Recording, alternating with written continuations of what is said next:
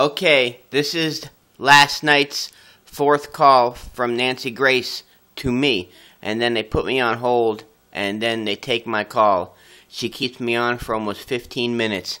Check this out. I'm going to play it now. Ready? Here we go. His decision to put her back on the stand on redirect examination. Now, here's the question. Is she being rehabilitated, or is she giving the jury Get ready. Here I come. of a sour taste in their mouth? We are taking your calls, and right now I want to go out to our legal eagle, Bill in Florida. Hi, Bill. What do you think so far of the redirect? Well, I tell you what, Nancy, if I have a notebook. I've been on this trial as if I was a prosecutor. And I'm going to try to keep this to just a few points because I know I don't have the time like you do. But being we're talking about the memorial service, do you know that Jody actually asked Aaron, who is Travis's best friend, to drive her to the crime scene? On the way to the crime scene, she actually asked Aaron, "Can we stop by Travis's house? I'd like to, see it one more time." That's returning to the scene of the crime in a psychopath.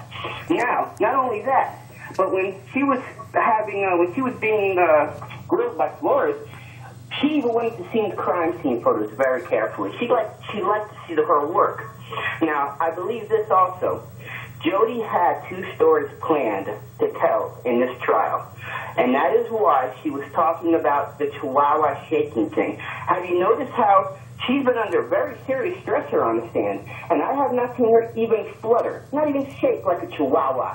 And if she had a Chihuahua shaking defense, she would use it. I believe what she was going to say at first was that they went into the shower. She was taking his picture, and he brought the knife in there from cutting the rope. And he got mad at her. This is what I expected her to say, that he jumped out of the shower to grab the knife, and they fought over it. And she started shaking like a Chihuahua and stabbed him. That might have made more sense than her saying she climbed out.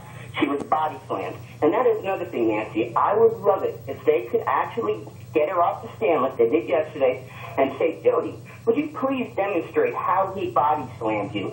Did he scoop you up from between the crotch, lift you over his shoulders, and slam you?" Which is really what a body slam is, onto the tile. Because lots of people I'm hearing online are saying, well, she probably just meant she was pushed. She said body slam, and that is a very vicious attack. Now, I'm going to mention one other thing to you.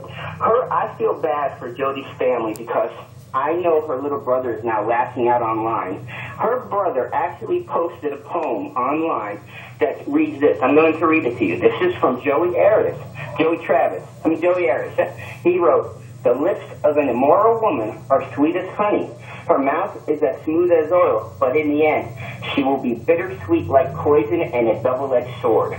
Now, when her brother posts something like that at this moment, it kind of makes me think that he's being bullied, and maybe he knows.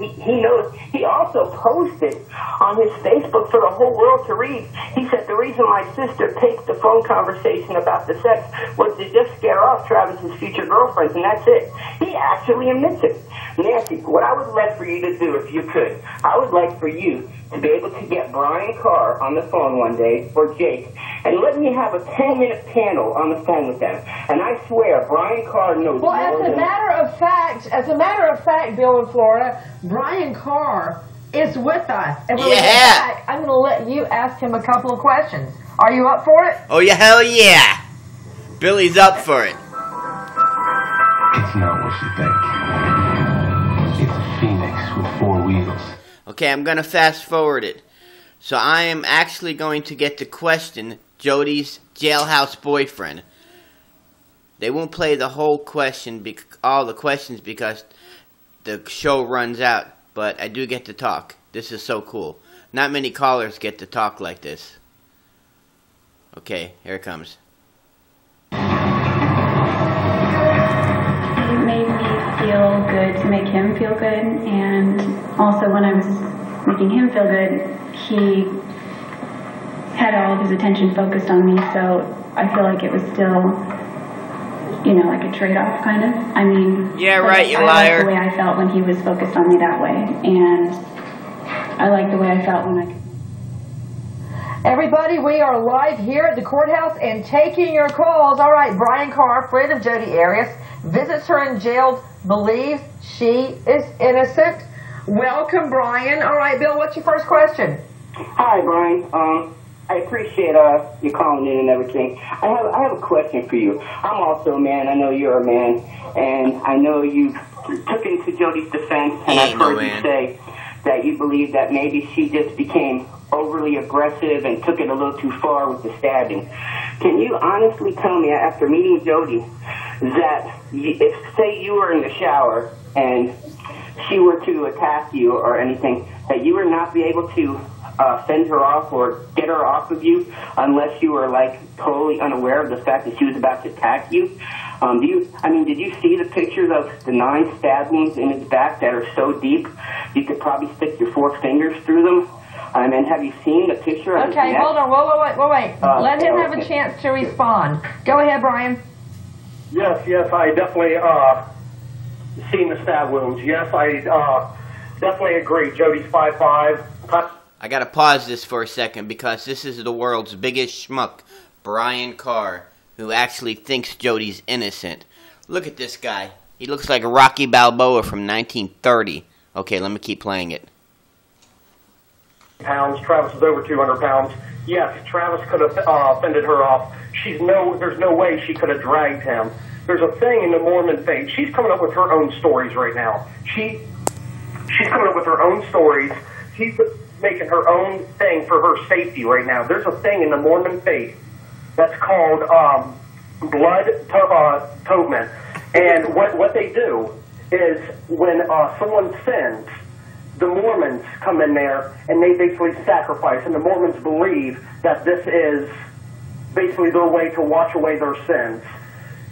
I honestly do not think Jodi's doing her own safety. There's proof on the internet, there's proof everywhere about what these Mormons do. So I do not believe Jodi did that. She's protecting herself because of her. I have to pause this.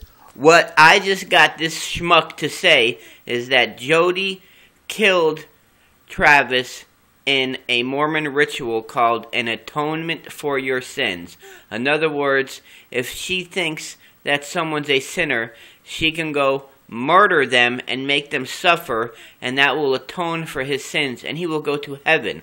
So what basically just happened is, this schmuck admitted to me that Jodi has told him that she killed him in atonement for his sins. So let's light the electric chair up, America, and fry this B.I.T. shit, bitch.